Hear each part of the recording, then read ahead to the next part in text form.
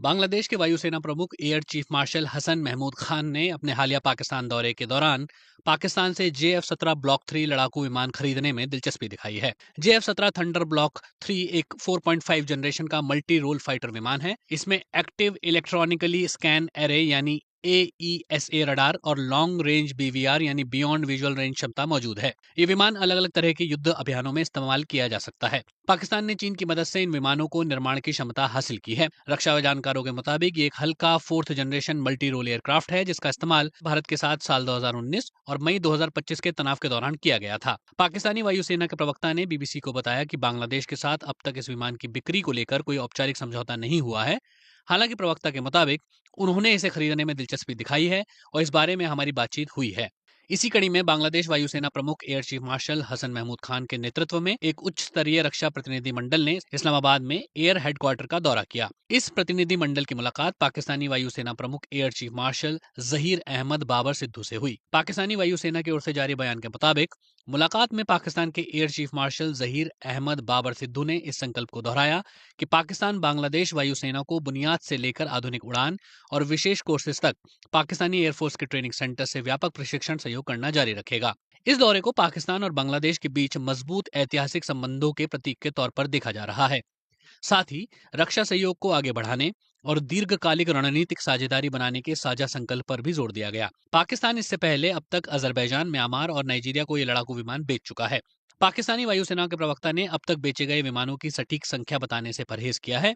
हालांकि माना जाता है कि इराक और लीबिया समेत कई देशों के साथ इस विमान की बिक्री के सौदे भी तय हो चुके हैं।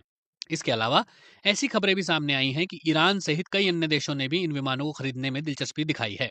कुछ रक्षा विश्लेषक इस बात पर हैरानी जता रहे हैं कि कई देश पारंपरिक पश्चिमी सप्लायर्स के बजाय पाकिस्तान जैसे विकासशील देश से युद्धक विमान खरीदना क्यों पसंद कर रहे हैं। आखिर JF-17 जैसे प्लेटफॉर्म का इन वायुसेना के लिए बढ़ता आकर्षण क्यों है?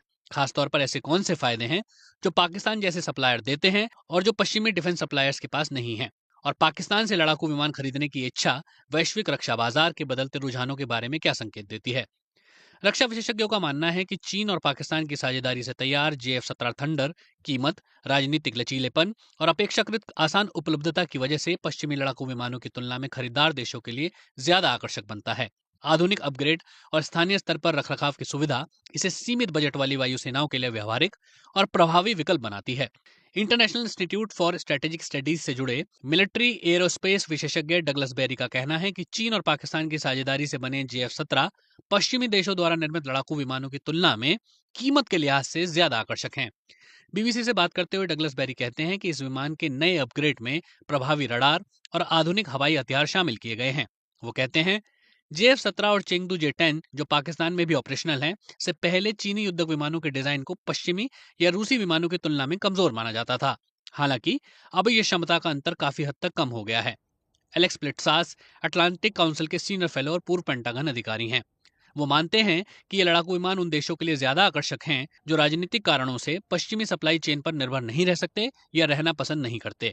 उनके मुताबिक ऐसे देश रक्षा खर्चों को लेकर भी ज्यादा सतर्क रहते हैं और इसी वजह से JF-17 जैसे प्लेटफॉर्म उन्हें एक संतुलित विकल्प नजर आते हैं। BBC से बात करते हुए वो कहते हैं कि JF-17 की खरीद और इसका ऑपरेशन पश्चिमी मॉडल जैसे F-16 से काफी सस्ता है, जिससे ये सीमित रक्षा बजट वाली वायुसेनाओं के लिए आकर्षक बन जाता है। एलेक्स प्लिट्सास का मानना है कि इसके अलावा इस पर राजनीतिक प्रतिबंध भी बहुत कम है, जैसे एक्सपोर्ट कंट्रोल, इस्तेमाल की निगरानी या पुर्दों की आपूर्ति में रुकावटें, जो अक्सर अमेरिकी या यूरोपीय बिक्री के साथ जुड़ी होती हैं। वो कहते हैं कि ऐसे देश जिन पर प्रतिबंध है या जिनके पश्चिम के साथ संबंध तनावपूर्ण हैं, उनके लिए JF-17 एकमात्र आधुनिक और व्यवहारिक लड़ाकू विमान हो सकता है। वो इस बात की तरफ भी इशारा करते हैं कि पाकिस्तान और चीन टेक्नोलॉजी ट्रांसफर, लोकल असेंबलिंग और घरेलू रखरखाव की सुविधा देने को तैयार हैं, जो स्थानीय विमानन क्षमताओं को विकसित करने के लिए बहुत जरूरी हैं।